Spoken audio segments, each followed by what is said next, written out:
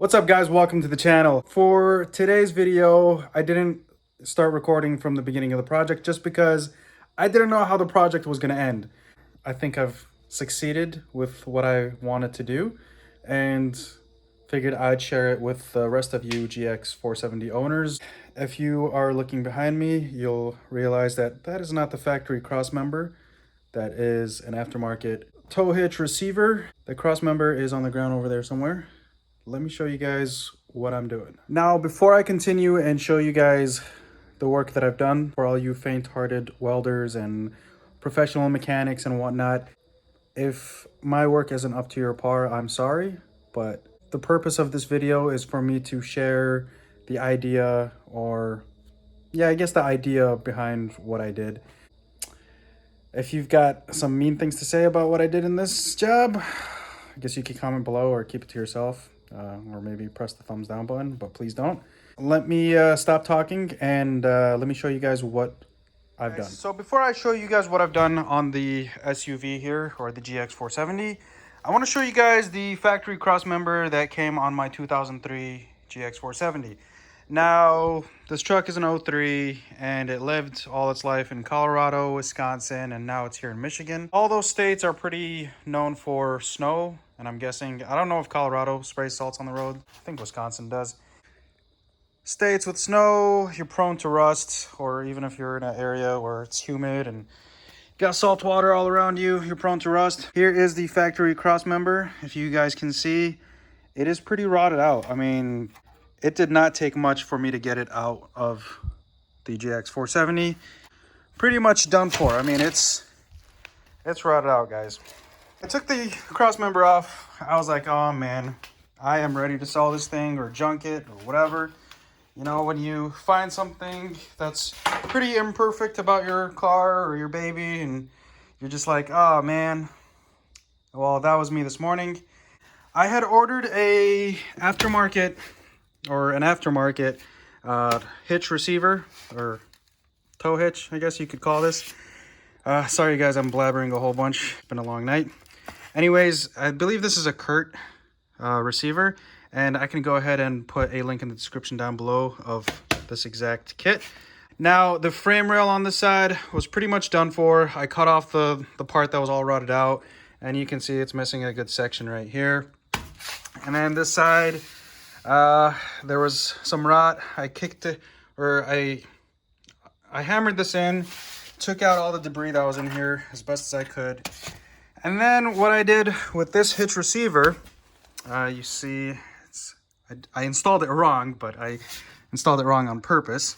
To install this factory hitch, this part right here actually goes on the bottom, and there's 4 holes, and you got to mount the 4 holes to this frame rail, as well as this side goes on the bottom right there, and you mount those holes. I bought this previously thinking I was going to install this at some point in my life. Today, when I cut out the factory Crossmember, I happened to think about, you know, this that I purchased, and I was like, you know what, let me bring that over here and see if I could makeshift anything with this. Before I put this on here, I actually went out and bought some steel tubing, because there's another guy on YouTube who does a fix for this Crossmember using steel tubing, but that looked like a lot of intense work. I mean, I was gonna get started doing that. When I got home after picking that up, I stumbled upon this, and I basically brought it, and instead of mounting it underneath here, I cut the frame rails, you know, basically where the Crossmember would mount up. You cut these flush, right? And then you sand it down. Over here would be the same thing, sand it down. And then this basically slides on. So this whole piece that's black right here, this is all one piece. And it's great because this is solid, and this is actually pretty beefy. If anything, I feel like this is stronger than the factory Crossmember. We've got our 2-inch receiver. Now, don't hate on me for my welding. I do plan on getting some more, maybe like a 3x4 or 2x4, whatever they come in as far as the steel tubing. That turned out to be a little too small. So, well, today's a Saturday, and Our steel supply stores are all closed, so maybe Monday after work I'll stop by and get some square tubing and figure something out for this area. But in the meantime, this wall right here of the frame rail was still good. It was pretty solid. I sanded it down and sanded the hitch receiver kit. I went ahead and sanded the areas that was going to be welded. Basically the areas that are gonna have welds on them, you sand it down because obviously you want bare metal for when you go to weld. Now, I am not a professional welder, so if you're looking at my welds and like, oh man, what is this crap? I'm sorry. If you are a professional welder and you have a GX470, hopefully this idea will benefit you and work out for you. Right? And then I don't want to show you guys those welds because they're super ugly.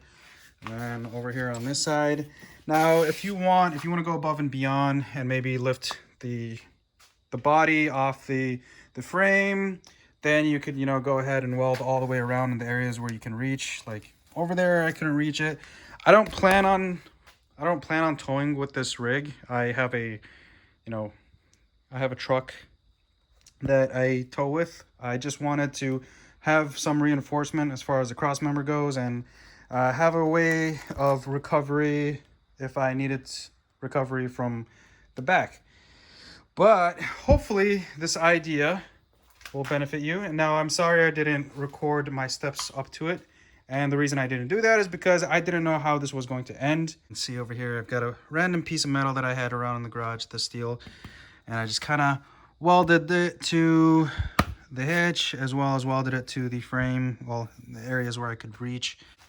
I already put this thing on the ground, jumped on it a whole bunch. Like I said, I don't plan on using this for any like heavy duty towing. If anything, I'd probably tow my little landscaping trailer if I needed to move, you know, a couch or something. I don't know. But it's not like I'm going to be towing a skid steer or a car or anything with this. The whole purpose of this modification was to get rid of my rusty Crossmember and to put some reinforcement between the two frame rails. And yeah. So the next step, what I'm going to do is probably get some like POR 15. After I get done welding this section right here, figuring something out there, probably going to get some like POR 15 or some like rust preventative paint and go ahead and spray over the welds, spray over the whole area. The great thing about this is probably, if you notice, this still kind of has an arch, so I probably could still put my spare tire in there. The other guy who posted a video, looks like he used the steel tubing and he just had it going straight. Great idea, by the way, and that's what I was planning to do, so props to you for creating that video. I ended up just randomly coming up with this. By the way, this isn't too expensive. It beats the factory Crossmember, which is like $300+. Okay, so the bumper, so this actually brings the hitch up a little bit. So what I ended up having to do for the bumper, I had to remove the little, what's it called? That little bezel that goes over there.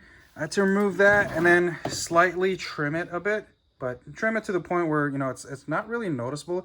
And I could probably clean up this trim a little bit better. As far as the support that goes underneath the step, when you go to take off the bumper, there is this foam piece that goes like this.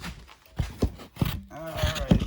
So it pretty much goes like this. Now, this side does sit flush on the frame rails, but there is a bit of a gap over here, and I have an idea of what I'm planning to do. Now, to get the bumper off, you are going to need to remove, there's a 10mm bolt that goes here.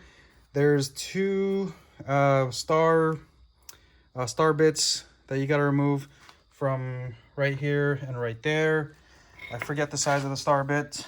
There is a 10mm bolt that goes in this bracket, and this bracket goes to the bottom of the bumper. There's a 10 right here. I believe there's a rivet that goes right there in the bumper, and then there's a 10 that goes in this area, but that rotted away and it's gone. 10 goes in there, 10 in this area, but that's gone. And then this actually mounts up right here. Oh, sorry, my camera work isn't the greatest. That mounts up right there. I believe these are 212s, right? So 212s, and the top part right there. So this goes on top of. Anyways, so that goes like that, and there's a 12 mil. I'm pretty sure that's a 12 mil. It's either a 12, 10, or a 13. So just have those handy. So once you remove this, this takes a bit of a push to bring up, move out of the way, and then I'm pretty sure there's another 10 that goes in the bracket itself. Yeah, so there's another 10 that holds onto the bumper. So once you remove all those, and same thing with the other side. It's just that 10 and the 2 star bits. Once you remove those, the bumper should just pry off. It pops out from here, pops out, and then same thing over here, just pops out. I think I'm missing one of the pieces over there, but anyways, this actually worked out for me. I'm running pretty sure this is a MIG welder. I've got flux wire coming through it, 0.025 wire, and then I have it set right there, kind of in between the 5 and 6, and then this one's set up at like closer to D, and then you probably could follow the diagram right here. It is a Lincoln Electric Pro MIG 180, and then I am also running it with the shielding gas. This is a, what was it, 7525. You'll need some shielding gas with your welder. Again, I am not a professional welder, but worked out for me. I'm just your neighborhood DIY guy. So yeah, I'm gonna just rock it. Like I said, this is just an off-road rig, nothing crazy. Not gonna do any towing with it. This is probably about the most ratchet thing I've ever done. Actually, I think I've done worse. It works. I think it'll work. The styrofoam, what I went ahead and did was we are going through some construction here in the pole barn, in the front pole barn at least. So I had some of this insulation. I'm pretty sure this is insulation. How thick is this? I don't know how thick this is. All right, so it looks like it is about 1.5 inches. Yeah, so about 1.5 inches thickness. Oh, I need to clean this place up. All right, so let's go ahead and get the bumper on, or attempt to get the bumper on. All right, guys, so here is the end product. Like I said, I did have to remove the bezel from there, and I had to do a little bit of trimming. But there is a bit of an empty gap right there and right there, but it's really nothing noticeable. Rivet, gotta remove this. This just pops off. And then this has a little lid right here. To remove this lid, just grab yourself a really thin flathead screwdriver and pry it off. This plastic piece comes off, and then there's a 12 mil underneath it, and there's 2 12s to the bracket. Once you get this 12 mil off, you just go ahead and give this a shimmy, and it pops right off. And then you can remove the bracket that's underneath it. There's a 10 mil, 10 mil, 10 mil, somewhere there. I think there's 1, 2, 3, 4 10 mils that you got to remove. This door is annoying. It's closing. There is a 10 mil right here. Where's it at? Remove that 10 mil. And then these 2 Torx screws, I believe those are T30 Torx. So you got to remove those. Same thing on this side. There's a 10 mil. Just slipped on that. There's a 10 mil right there. And then 2 Torx screws. Sorry guys, I just long night, kind of want to hit the sack here in a bit, but just wanted to show you guys what it looks like in product. Hopefully this gives you guys a good idea.